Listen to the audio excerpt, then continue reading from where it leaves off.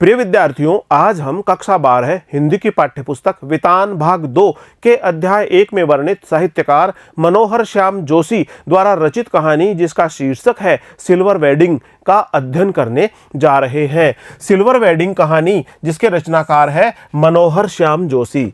मनोहर श्याम जोशी द्वारा रचित यह कहानी जिसका शीर्षक है सिल्वर वेडिंग, इस कहानी में एक सेक्शन ऑफिसर वाई.डी. पंत यानी यशोधर पंत के विवाह की 25वीं वर्षगांठ यानी सिल्वर वेडिंग का बहुत ही रोचकता से वर्णन किया गया है। तो आइए पढ़ते हैं मनोहर श्याम जोशी द्वारा रचित कहानी जिसका शीर्षक है सिल्वर वेडिंग। जब सेक्शन ऑफिसर वाई.डी. यशोधर पंत ने आखिरी फाइल का लाल फीता बांधकर निगाह मेज से उठाई तब दफ्तर की पुरानी दीवार घड़ी 5:25 बजा रही थी। मनोहर श्याम जोशी द्वारा रचित कहानी जिसका शीर्षक है सिल्वर वेडिंग की प्रारंभिक पंक्तियों में हम पाते हैं कि सेक्शन ऑफिसर वाई.डी. पंत यानी यशोधर पंत ने आखिरी फाइल का काम निपटाया और उसका लाल फीता बांधकर एक निगाह मेज पर से उठाई तब दफ्तर की जो पुरानी दीवार घड़ी है वह 5:25 का समय बता रही थी। उनकी अपनी कलाई घड़ी में 5:30 बज रहे थे। कार्यालय पर जो दीवार घड़ी लगी हुई थी वह तो 5:25 का समय बता रही थी, लेकिन उनकी कलाई पर जो घड़ी बंधी हुई थी वह 5:30 बजे का समय दिखा रही थी। पंत जी अपनी घड़ी रोजाना सुबह शाम रेडियो समाचारों से मिलाते हैं, इसलिए उन्होंने दफ्तर की घड़ी को ही सुस्त ठहराया। फाइल आउट ट्रे में डालकर उन्होंने एक निगाह अपने माथ हाथों पर डाली जो उनके ही कारण 5 बजे के बाद भी दफ्तर में बैठने को मजबूर होते हैं। दिन भर का काम निपटाने के पश्चात पंत जी ने एक दृष्टि जब दीवार घड़ी पर डाली तो 5:25 का समय हो रहा था। साथ ही साथ उन्होंने अपनी कलाई घड़ी भी देखी जिस पर 5:30 बज रहे थे। इस प्रकार उन्होंने, क्योंकि वे अपनी घड़ी को रोजाना रेडियो में प्रसारित होने वाले समाचारों के दौरान बताए जाने वाले समय से मिलाया करते थे, इसलिए उन्होंने कार्यालय की घड़ी को ही सुस्त बताया और उसके बाद दिन भर का काम उन्होंने निपटा लिया। इसके पश्चात उन्होंने अपने माथ हाथों पर एक दृष्टि डाली। माथ हाथों से आशय है अपने अधीनस्थ काम करने वाले कार्मिकों पर एक दृष्टि डाली जो उनके कारण कार्यालय में 5 बजे के बाद भी दफ्तर में बैठने के लिए मजबूर होते हैं, क्योंकि कार्यालय का समय तो 5 बजे तक का ही है। चलते चलते जूनियरों से कोई मनोरंजक बात कर दिन भर के शुष्क व्यवहार का निराकरण कर जाने की कृष्णानंद किसंदा पांडे से मिली हुई परंपरा का पालन करते हुए उन्होंने कहा। उनको कृष्णानंद पांडे द्वारा किसंदा द्वारा एक परंपरा में एक विशेष प्रकार से सीख मिली थी कि दिन भर के काम करने में हो सकता है कि किसी भी प्रकार से शुष्क व्यवहार भी करना पड़े अपने साथियों के साथ। यदि कोई शुष्क व्यवहार भी करना पड़े तो उसका निराकरण भी उसी दिन कर देना चाहिए। निराकरण से आशय उसका समाधान भी कर देना चाहिए और इस प्रकार से दिन भर के शुष्क व्यवहार का निराकरण करने के लिए जूनियरों से कोई मनोरंजक बात अवश्य करनी चाहिए और उसी का पालन करते हुए उन्होंने मुस्कुराते हुए अपने साथियों से कहा, आप लोगों की देखा देखी सेक्शन की घड़ी भी सुस्त हो गई है।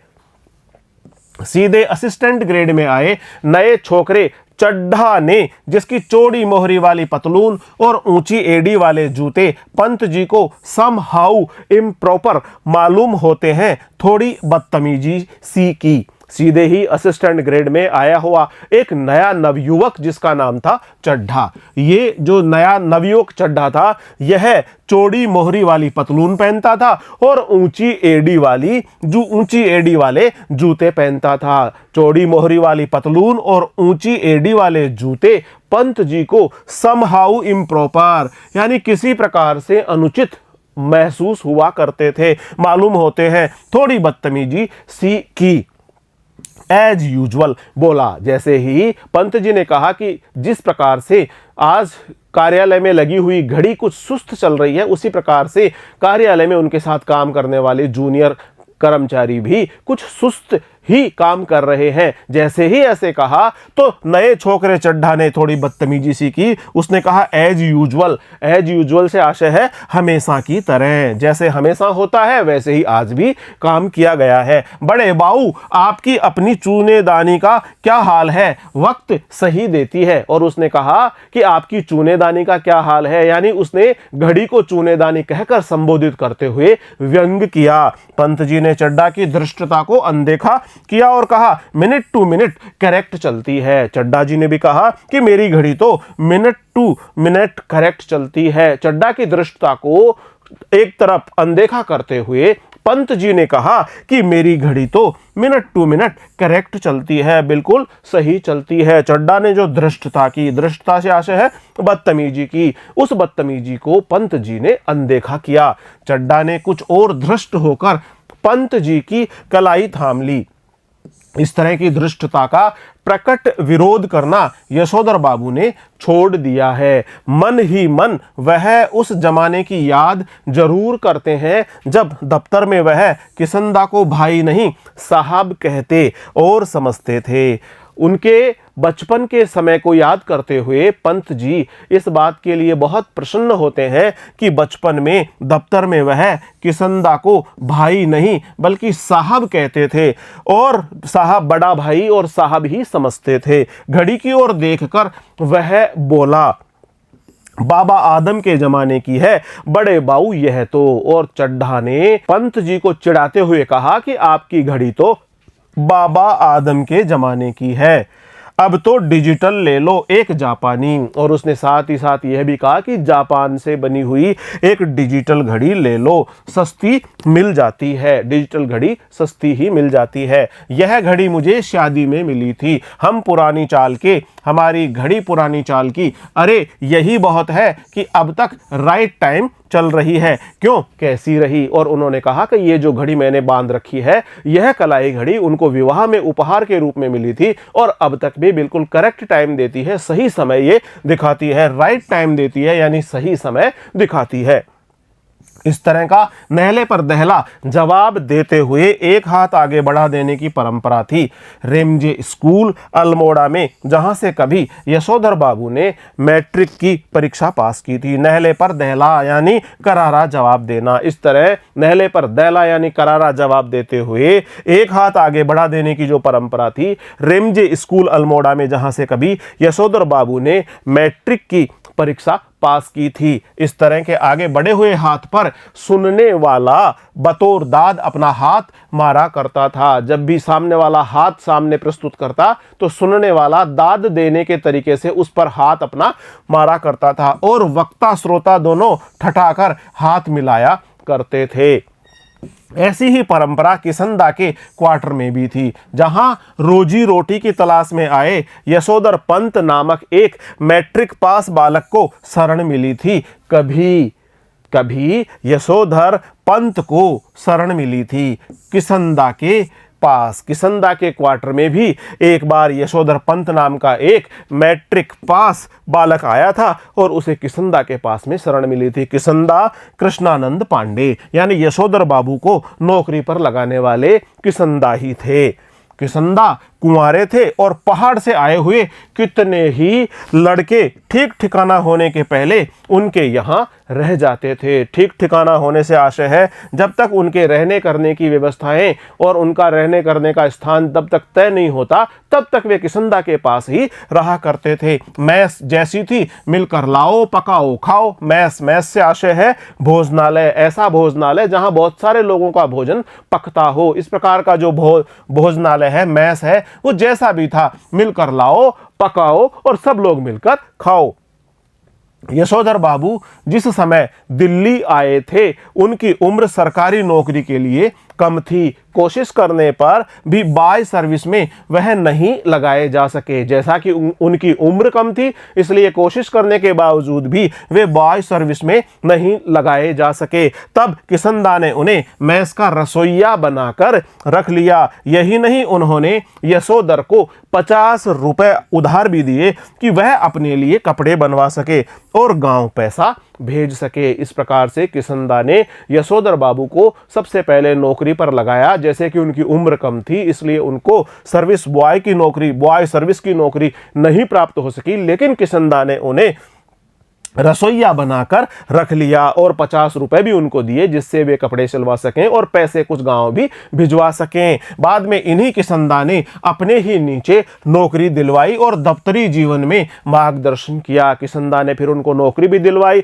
और दफ्तर में किस प्रकार से काम होता है, दफ्तरी जीवन में काम करने के लिए आवश्यक मार्गदर्शन भी इनको प्रदान किया। चड्ढा ने जोर से कहा, बड़े बाऊ, आप किन ख्यालों में खो गए? मेनन पूछ रहा है कि आपकी शादी कब हुई थी। इस प्रकार चड्ढा ने पूछताछ शुरू कर दी। यशोधर बाबू ने शक पकाकर अपना बढ़ा हुआ हाथ वापस खींचा और मेनन से मुखातिब होकर बोले, now let me see, I was married on 6 February 1947। Now let me see, मुझे देखने दो। और इस प्रकार कहते हुए यशोधर बाबू ने कहा, आई वॉज मैरिड ऑन 6 फरवरी 1947। मैं 6 फरवरी 1947 को विवाहित हुआ था। मेरा विवाह 6 फरवरी 1947 को हुआ था। मेनन ने फौरन हिसाब लगाया और चहक कर बोला, many happy returns of the day sir.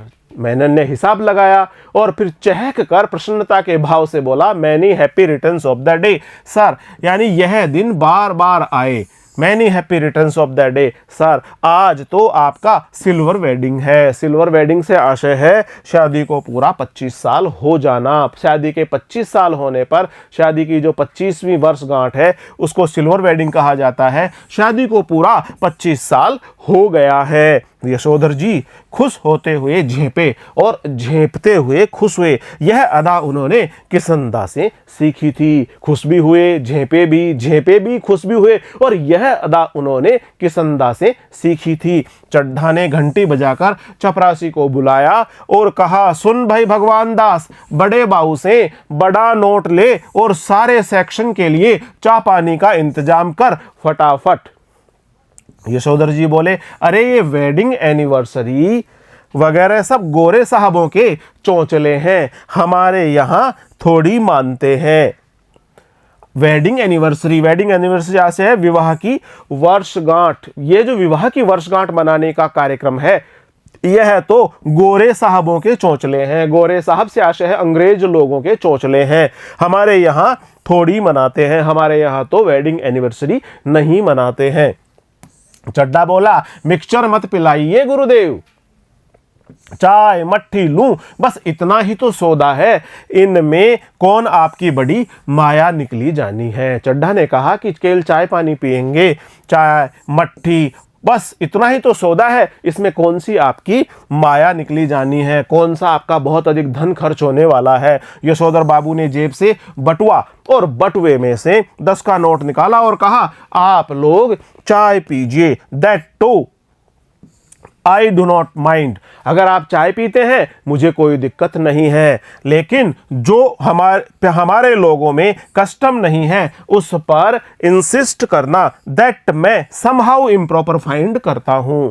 लेकिन यशोधर बाबू ने कहा कि आप लोग चाय पीजिए, कोई दिक्कत नहीं है, लेकिन जो हम लोगों में कस्टम नहीं है, कस्टम से आशय है रिवाज नहीं है, उस पर इंसिस्ट करना, यानी उस पर विशेष रूप से आग्रह करना, उस पर बल देना, ये दैट मैं समहाउ इम्प्रॉपर फाइंड, इसको मैं किसी भी प्रकार से अनुचित मानता हूं, यानी यह उचित नहीं है। चड्ढा ने 10 का नोट चपरासी को दिया और पुनः बड़े बाबू के आगे हाथ फैला दिया कि एक नोट से सेक्शन का क्या बनता है, रुपए 30 हों तो चुग्गे भर का जुगाड़ करा सकें। 10 रुपए में कुछ भी नहीं होगा, 30 रुपए की व्यवस्था होनी ही चाहिए। सारा सेक्शन जानता है कि यशोधर बाबू अपने बटुए में 100-150 रुपए हमेशा रखते हैं, भले ही उनका दैनिक खर्च नगण्य है। सारा सेक्शन इस बात को बहुत ही अच्छी तरह से जानता है कि यशोधर बाबू अपने बटुए में 100-150 रुपए हमेशा रखते हैं, भले ही उनका दैनिक खर्च नगण्य हो। नगण्य से आशय है न के बराबर हो। भले ही उनका दैनिक खर्च नगण्य हो, लेकिन फिर भी उनके बटुए में हमेशा 100-150 रुपए तो हमेशा रखते ही रखते हैं। और तो और बस टिकट का खर्च भी नहीं करते। गोल मार्केट से सेक्रेटेरिएट तक पहले साइकिल में आते जाते थे, इधर पैदल आने जाने लगे हैं। अब तो बस में खर्च भी नहीं करते, बस का किराया भी नहीं देते। सेक्रेटेरिएट से आसे सचिवालय तक, गोल मार्केट से सेक्रेटेरिएट तक यानी सचिवालय तक पहले साइकिल में आते जाते थे और अब इसके बाद में वो पैदल ही आने जाने लगे हैं, क्योंकि उनके बच्चे आधुनिक युवा हो चले हैं और उन्हें अपने पिता का साइकिल सवार होना सख्त नागवार गुजरता है। नागवार गुजरना यानी अनुचित लगना। अब उनके बेटे बड़े हो गए हैं और उनको अपने पिता का इस प्रकार साइकिल पर चलना सख्त नागवार गुजरता है, पूरी तरह से अनुचित लगता है। बच्चों के अनुसार साइकिल तो चपरासी चलाते हैं। बच्चे चाहते हैं कि पिताजी स्कूटर ले लें, लेकिन पिताजी को समहाउ स्कूटर निहायत बेहुदा सवारी मालूम होती है और कार जब अफोर्ड की नहीं जा सकती तब उसकी बात सोचना ही क्यों। स्कूटर उनको बेहुदा, बिल्कुल निहायत बेहुदा सवारी लगती है और कार अफोर्ड नहीं कर सकते। अफोर्ड करने से आशय उसको वहन नहीं कर सकते, उसका खर्चा नहीं उठा सकते, तो इस प्रकार से उसकी बात, कार की बात सोचना ही क्यों। चड्डा के जोर देने पर बड़े बाऊ ने 10-10 के नोट 2 और दे दिए, लेकिन सारे सेक्शन के इसरार करने पर भी वह अपनी सिल्वर वेडिंग की इस दावत के लिए रुके नहीं। सारे सेक्शन ने सिल्वर वेडिंग मनाने के लिए इसरार किया। इसरार करने से आशय है आग्रह किया, लेकिन उन्होंने 30 रुपए तो दे दिए, लेकिन अपनी सिल्वर वेडिंग मनाने के लिए वे वहां पर नहीं रुके। मातहत लोगों से चलते चलते थोड़ा हंसी मजाक कर लेना किसंदा की परंपरा में है। जिस प्रकार से किसंदा की यह परंपरा रही है कि दिन भर का काम निपटाने के बाद जब कार्यालय से रवाना होते हैं तो थोड़ा सा हंसी मजाक कर लेना चाहिए, और इसी परंपरा को किसंदा ने प्रारंभ किया था। उनके साथ बैठकर चाय पानी और गप गप्पास्टक में वक्त बर्बाद करना उस परंपरा के विरुद्ध है। इधर यशोधर बाबू ने दफ्तर से लौटते हुए रोज बिड़ला मंदिर जाने और उसके उद्यान में बैठकर कोई प्रवचन सुनने अथवा स्वयं ही प्रभु का ध्यान लगाने की नई रीत अपनाई है। अब तो यशोधर बाबू ने एक नई रीत अपनाई है।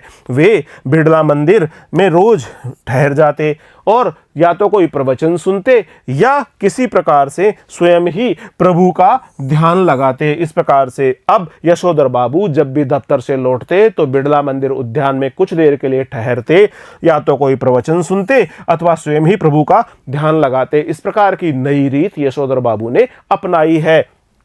यह बात उनके पत्नी बच्चों को बहुत अखरती है। बब्बा, आप कोई बूढ़े थोड़े हैं जो रोज रोज मंदिर जाएं, इतने ज्यादा व्रत करें, ऐसा कहते हैं वे। यशोधर बाबू इस आलोचना को अनसुना कर देते हैं। सिद्धांत के धनी की किसंदा के अनुसार यही निशानी है। जो सिद्धांत वाला व्यक्ति है, किसंदा के अनुसार यही ऐसे व्यक्ति की निशानी मानी गई है। बिड़ला मंदिर से उठकर यशोधर बाबू पहाड़गंज जाते हैं और घर के लिए साग सब्जी खरीद कर लाते हैं। किसी से मिलना मिलाना हो तो वह भी इसी समय कर लेते हैं। तो भले ही दफ्तर 5 बजे छूटता हो, वह घर 8 बजे से पहले नहीं पहुंचते। इस प्रकार दफ्तर से 5 बजे छूटने के बाद भी वह अपने घर तक 8 बजे तक ही पहुंच पाते हैं। आज बिड़ला मंदिर जाते हुए यशोधर बाबू की निगाह उस अहाते पर पड़ी जिसमें कभी किसंदा का 3 बेडरूम वाला क्वार्टर हुआ करता था, जिसमें किसंदा का 3 बेडरूम वाला क्वार्टर यानी निवास स्थान हुआ करता था, और जिस पर इन दिनों एक 6 मंजिला इमारत बनाई जा रही है।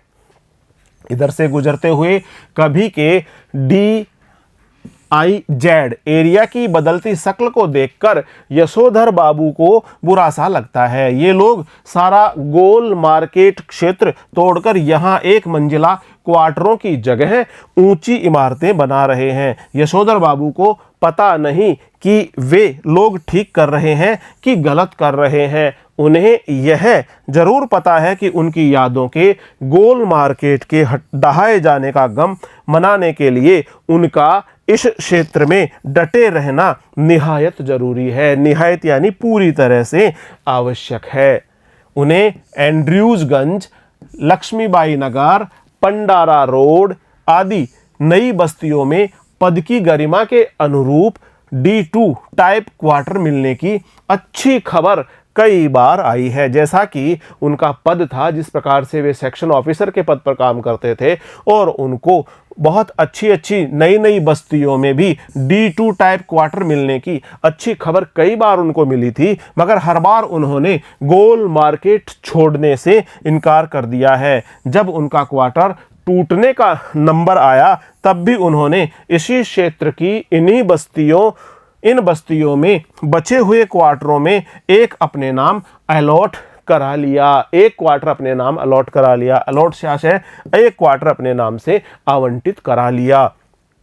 पत्नी के यह पूछने पर कि जब यह भी टूट जाएगा तब क्या करोगे, उन्होंने कहा तब की तब देखी जाएगी, कहा और उसी तरह मुस्कुराए जिस तरह किसंदा यही फिक्रा कहकर मुस्कुराते थे। यानी यशोधर बाबू के जीवन पर किसंदा बाबू का बहुत अधिक प्रभाव था। जिस प्रकार के किसंदा के जीवन के सिद्धांत रहे हैं, उसी प्रकार से यशोधर बाबू भी अपने जीवन को किसंदा के बताए हुए मार्ग पर ही चलकर गुजार रहे हैं। सच तो यह है कि पिछले कई वर्षों से यशोधर बाबू का अपनी पत्नी और बच्चों से हर छोटी बड़ी बात में मतभेद होने लगा है। किसंदा का उनकी पत्नी और बच्चों से छोटी छोटी बातों में मतभेद होने लगा है और इसी वजह से वह घर जल्दी लौटना पसंद नहीं करते हैं। उनका कार्यालय तो 5 बजे ही संपन्न हो जाता है, उसके बाद वो 8 बजे तक घर पहुंचते हैं, क्योंकि उनकी पत्नी और बच्चों से कई बातों पर मतभेद होता रहता है। जब तक बच्चे छोटे थे तब तक वह उनकी पढ़ाई लिखाई में मदद कर सकते थे। अब बड़ा लड़का एक प्रमुख विज्ञापन संस्था में नौकरी पा गया है। यद्यपि समहाउ यशोधर बाबू को अपने साधारण पुत्र को असाधारण वेतन देने वाली यह नौकरी कुछ समझ में आती नहीं। जैसे कि वे अपने पुत्र को साधारण ही मानते हैं, लेकिन उनके पुत्र को वेतन मिल रहा है बहुत अच्छी मात्रा में। इस प्रकार से अधिक वेतन पाने वाले अपने इस पुत्र को वे असाधारण वेतन देने वाली इस नौकरी के बारे में भी कुछ चिंतित अवश्य रहते हैं। यद्यपि समहाउ यशोधर बाबू को अपने साधारण पुत्र को असाधारण वेतन देने वाली यह नौकरी कुछ समझ में नहीं आती। उनको लगता है कि इस नौकरी में कोई न कोई पेच अवश्य है।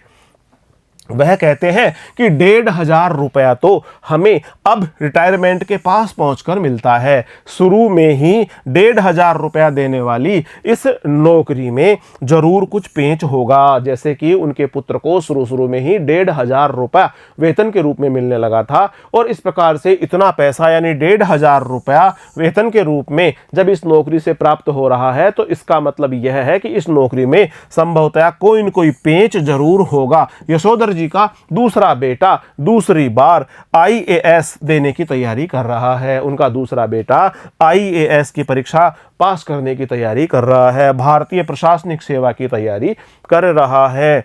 और यशोधर बाबू के लिए यह समझ सकना असंभव है कि जब यह पिछले साल अलाइड सर्विसेज की सूची में आ गया था। अलाइड सर्विसेज यानी यह जो इनका लड़का है ये बहुत समय से प्रतियोगी परीक्षाओं की तैयारी कर रहा है। पिछले वर्ष भी इस लड़के ने अलाइड सर्विसेज की सूची में अपना स्थान बनाया था।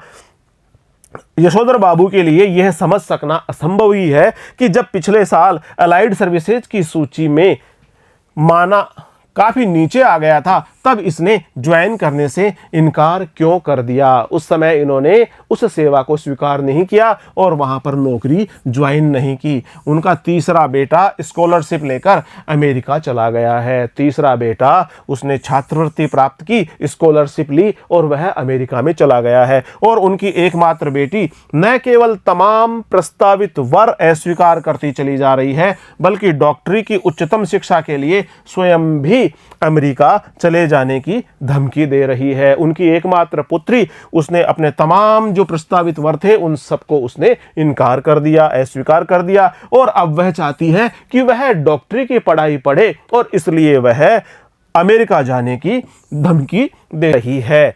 यशोधर बाबू जहां बच्चों की इस तरक्की से खुश होते हैं, वहां समहाउ यह भी अनुभव करते हैं कि वह खुशहाली भी कैसी जो अपनों में परायापन पैदा करे। ऐसी खुशहाली किस काम की जो अपनों में ही परायापन पैदा कर दे।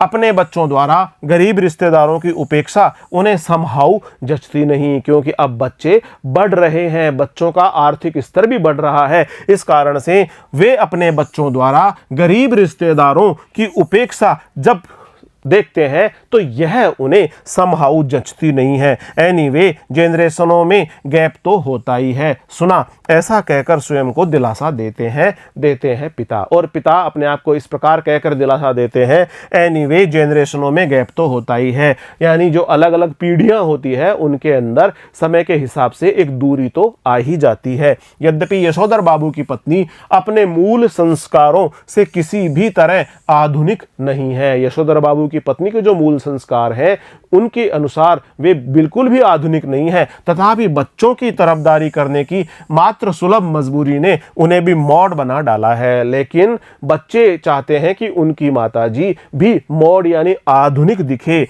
आधुनिकता का लिबास पहने, आधुनिकता का ही व्यवहार करे। इस प्रकार से उनकी जो मात्र सुलभ मजबूरी है उसने उन्हें भी मॉड बना डाला है, क्योंकि उनके बच्चे ऐसा ही चाहते हैं। कुछ यह भी है कि जिस समय उनकी शादी हुई थी, यशोधर बाबू के साथ गांव से आए ताऊजी और उनके 2 विवाहित बेटे भी रहा करते थे।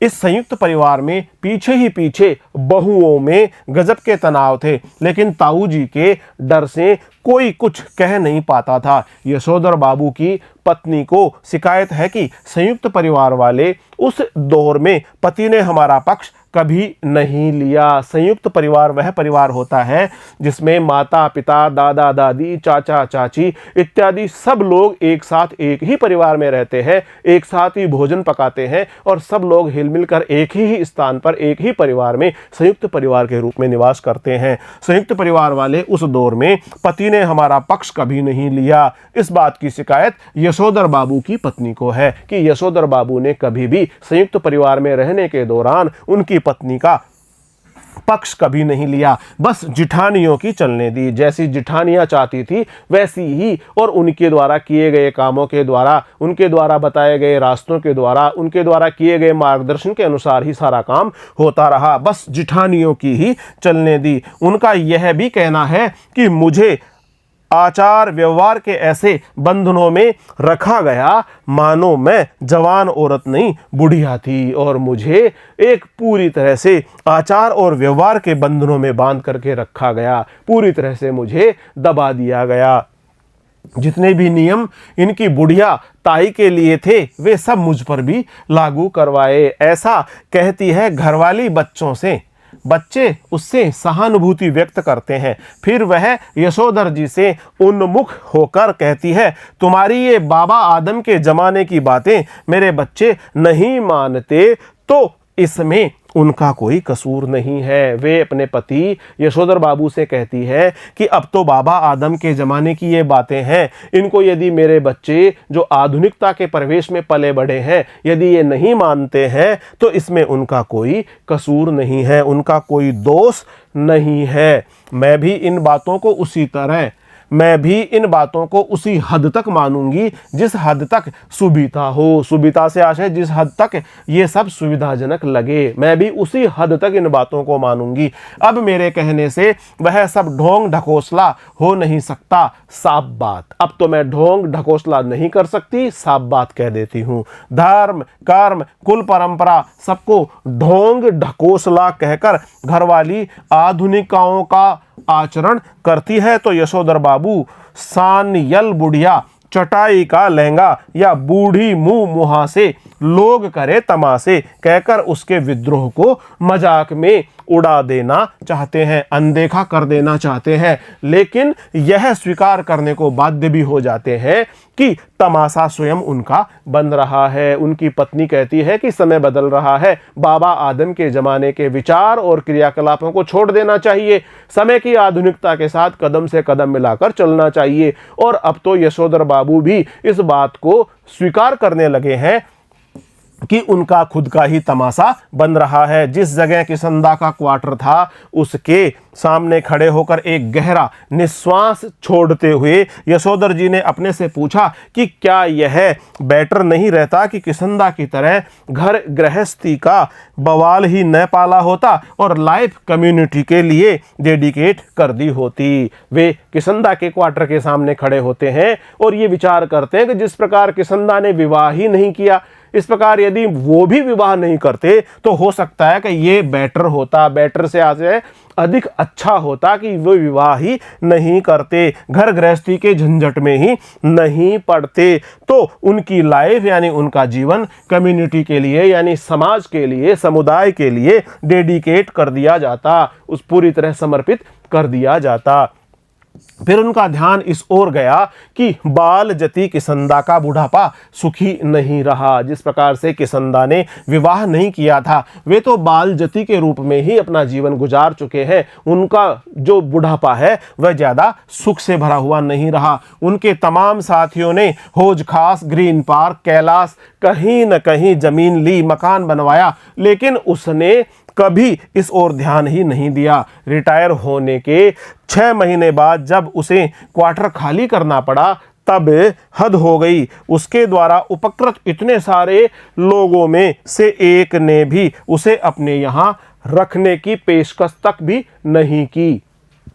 स्वयं यशोधर बाबू उसके सामने ऐसा कोई प्रस्ताव नहीं रख पाए क्योंकि उस समय तक उनकी शादी हो चुकी थी और उनके 2 कमरों के क्वार्टर में 3 परिवार रहा करते थे। किसंदा कुछ साल राजेंद्र नगर में किराए का क्वार्टर लेकर रहा और फिर अपने गांव लौट गया, जहां साल भर बाद उसकी मृत्यु हो गई। ज़्यादा पेंशन खा नहीं सका बेचारा, और इस प्रकार किसंदा का जो बुढ़ापा है वह सुखपूर्वक नहीं बीत पाया क्योंकि उन्होंने दिल्ली की हौज खास, कैलाश इत्यादि जो बहुत मूल्यवान और महत्वपूर्ण स्थानों पर बसी हुई कॉलोनियां थी उनमें कभी अपने लिए मकान ही नहीं बनवाया। विचित्र बात यह है कि उसे कोई भी बीमारी नहीं हुई, बस रिटायर होने के बाद मुरझाता सूखता ही चला गया। जब उसके एक बिरादर से मृत्यु का कारण पूछा तब उसने यशोधर बाबू को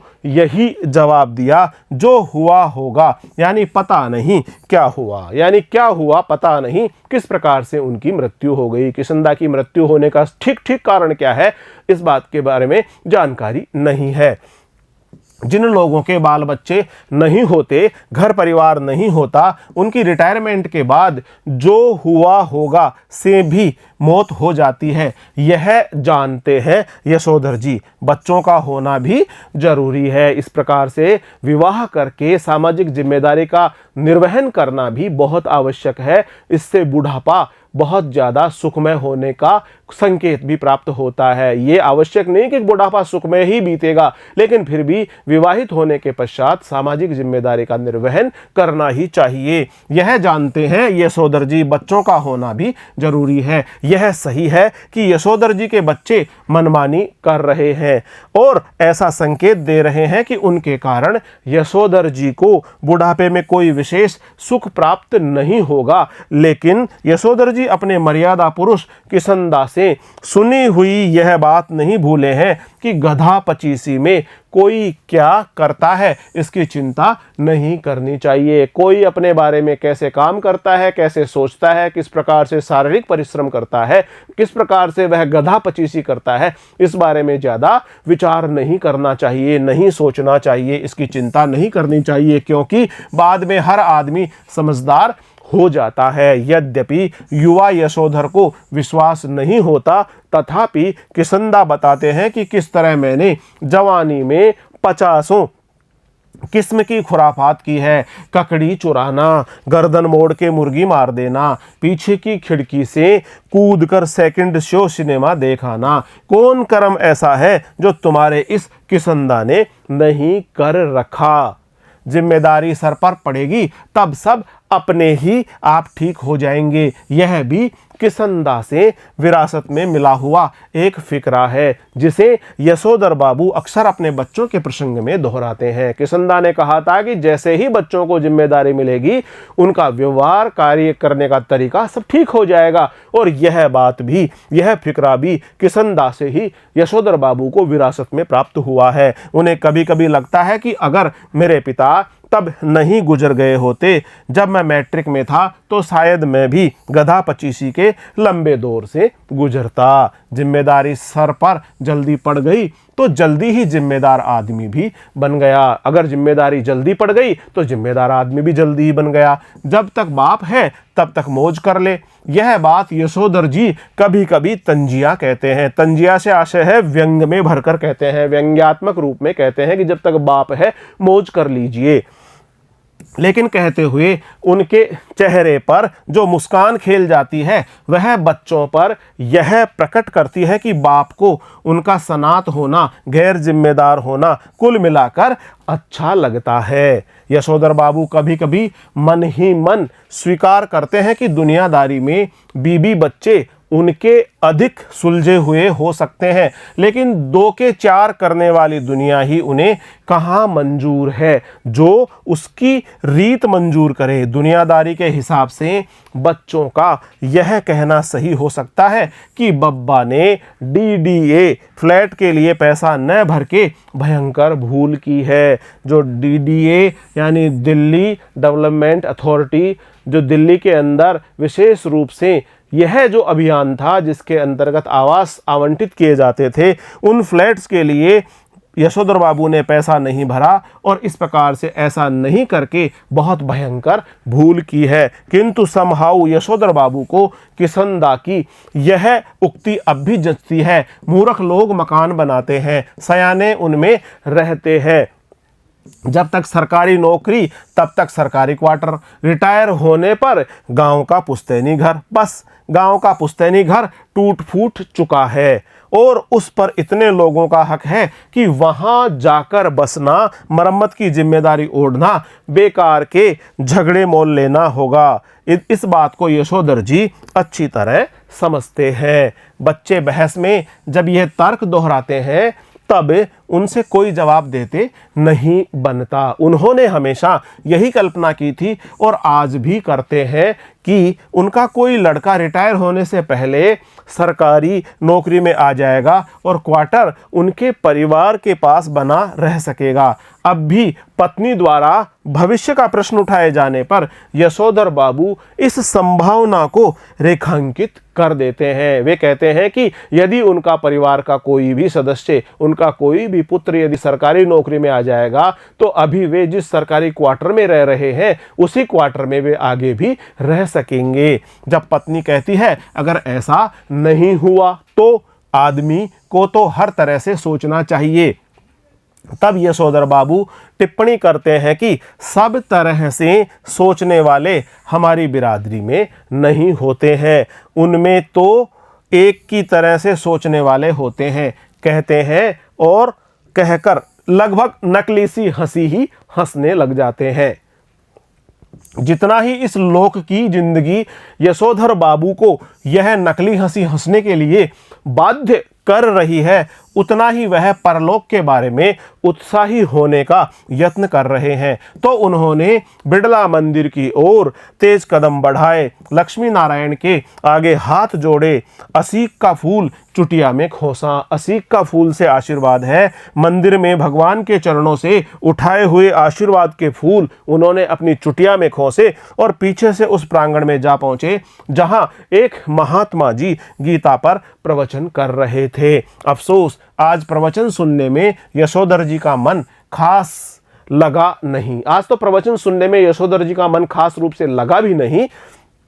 सच तो यह है कि वह भीतर से बहुत ज्यादा धार्मिक अथवा कर्मकांडी है नहीं। हाँ, इस संबंध में अपने मर्यादा पुरुष किशनदा द्वारा स्थापित मानक हमेशा उनके सामने रहे हैं। यशोधर बाबू किशनदा को मर्यादा पुरुष मानते हैं। जो किशनदा का जीवन चरित्र रहा है, जैसा उनका व्यवहार रहा है, उस सबको यशोधर बाबू भी अपने जीवन में उतारते रहते हैं। जैसे जैसे उम्र ढल रही है, वैसे वैसे वह भी किशनदा की तरह रोज मंदिर जाने, संध्या पूजा करने और गीता प्रेस गोरखपुर की किताबें पढ़ने का यत्न करने लगे हैं। गीता प्रेस गोरखपुर से धार्मिक पुस्तकों का प्रकाशन होता है और इस प्रकार वे भी अब धार्मिक पुस्तकों का अध्ययन करने लगे हैं। मगर अगर कभी उनका मन शिकायत करता कि इस सब में लग नहीं पा रहा हूं, तब उससे कहते कि भाई लगना चाहिए। अब तो माया मोह के साथ साथ भगवत भजन को भी कुछ स्थान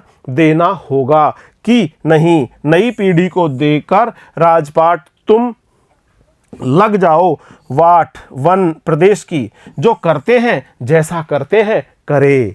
हमें तो अब इस वर्ल्ड की नहीं, उसकी, इस लाइफ की नहीं, उसकी चिंता करनी है। और वे कहते हैं कि अब हमें इस वर्ल्ड की, इस दुनिया की चिंता नहीं करनी है, अब तो हमें अपना परलोक सुधारना होगा। वैसे अगर बच्चे सलाह मांगे, अनुभव का आदर करें तो अच्छा लगता है, अब नहीं मांगते तो न मांगे।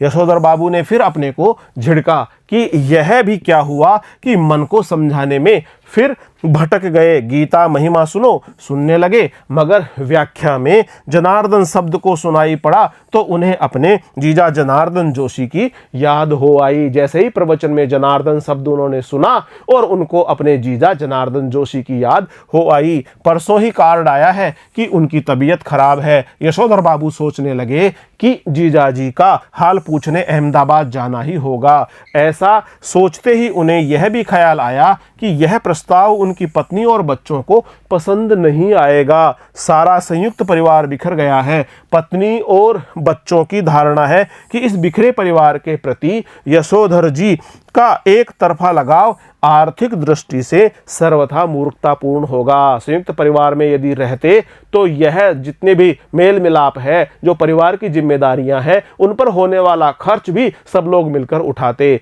अब जब संयुक्त परिवार ही नहीं रहा तो अब अपने परिवार की तरफ, बिखरे परिवार के प्रति यशोधर जी का यह जो एक तरफा लगाव है, यह आर्थिक दृष्टि से पूरी तरह से मूर्खतापूर्ण ही होगा। यशोधर जी खुशी गम के हर मौके पर रिश्तेदारों के यहाँ जाना जरूरी समझते हैं। वह चाहते हैं कि बच्चे भी पारिवारिकता के प्रति उत्साही बने। बच्चे क्रुद्ध ही होते हैं। अभी उस दिन हद हो गई। कमाऊ बेटे ने यह कह दिया कि आपको बुआ को भेजने के लिए पैसे मैं तो नहीं दूंगा। बुआ को भेजने के लिए पैसा देने के लिए बड़े बेटे ने इनकार कर दिया। यशोधर बाबू को कहना पड़ा कि अभी तुम्हारे बब्बा की इतनी साख है कि 100 रुपए उधार ले सकें।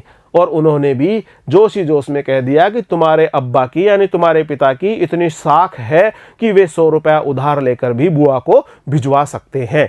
प्रिय विद्यार्थियों, आज हमने वितान अध्याय 1 में वर्णित मनोहर श्याम जोशी द्वारा रचित कहानी, जिसका शीर्षक है सिल्वर वेडिंग, का प्रथम भाग पढ़ लिया है। मनोहर श्याम जोशी द्वारा रचित कहानी सिल्वर वेडिंग का आगामी एवं अंतिम अंश लेकर शीघ्र ही हम आपके समक्ष उपस्थित होंगे। तब तक बहुत बहुत नमस्कार।